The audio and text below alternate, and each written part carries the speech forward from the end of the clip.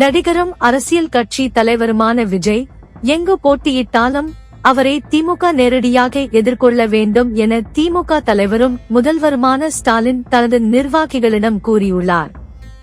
இதனால் விஜய்க்கு எதிராக யாரை களம் இறக்குவது என்கிற டிஸ்கஷன் தற்போது திமுகவில் வேகம் எடுத்துள்ளது.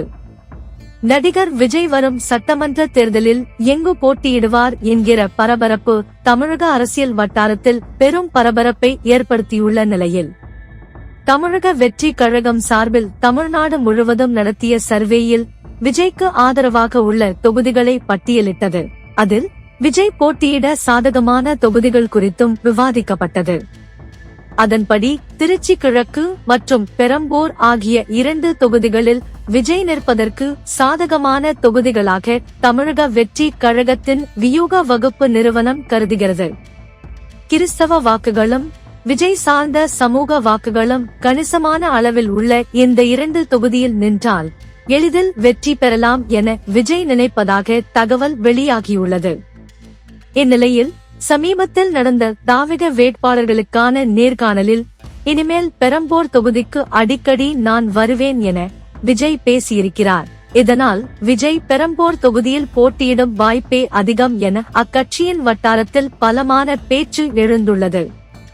இந்நிலையில் நடிகர் விஜய் இந்த 2 தொகுதிகளில் எங்கு நின்னாலும் அவரை எதிர்த்து பலமான ஒரு வேட்பாளரை நிறுத்த வேண்டும் என திமுக தலைமை முடிவெடுத்துள்ளதாம்.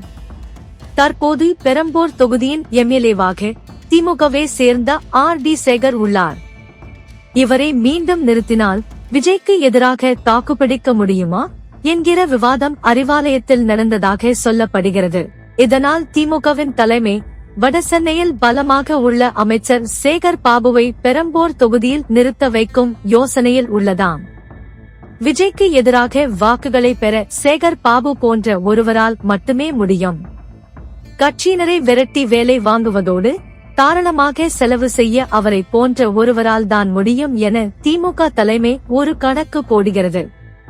தற்போது துறைமுகம் தொகுதி எம்எல்ஏவாக உள்ள சேகர் பாபு வரும் தேர்தலில் அங்கு போட்டியிட வேண்டாம் என்று முடிவெடுத்துள்ளார். வில்லிவாக்கம் தொகுதியை அவர் குறிவைத்திருந்த நிலையில் தலைமை அவரை விஜய்க்கு எதிராக களத்தில் இறக்க ஆலோசனை செய்து வருகிறது. ஆனால் தேவையில்லாமல் ரிஸ்க் எடுக்க வேண்டாம் என சேகர் பாபு தரப்பு யோசிக்கிறது. சேகர் பாபுவை தாண்டி வலுவான வேட்பாளர் வடசென்னையில் இல்லை என திமுக நினைக்கிறது. சேகர் பாபு போட்டியிட மறுத்தால் பிரபல பெண் வேட்பாளரை நிறுத்தும் ஆப்ஷனும் திமுகவிடம் உள்ளதாம். மற்றொரு புறம் திருச்சி கிழக்கு தொகுதியில் தற்போது இனிகோ இருதயராஜ் சட்டமன்ற உறுப்பினராக உள்ளார். விஜய் அங்கு களம் இறங்கினால் இனிகோவையே வேட்பாளராக களம் இறக்க ஒரு டீம் முயற்சி செய்கிறது.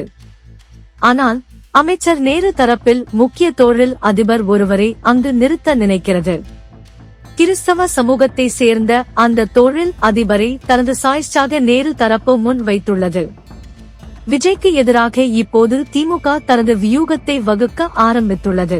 விஜய் வெற்றி பெறக்கூடாது என 2 தொகுதிகளிலும் உள்ள நிர்வாகிகளுக்கு கடுமையான உத்தரவையும் போட்டுள்ளதாம் திமுக தலைமை. எது எப்படியே விஜயின் அரசியல் வருகையால் இந்த தேர்தல் ஒரு மசாலா படத்தை பார்ப்பது போல் உள்ளது என்பது மட்டும் நிதர்சனமான உண்மை.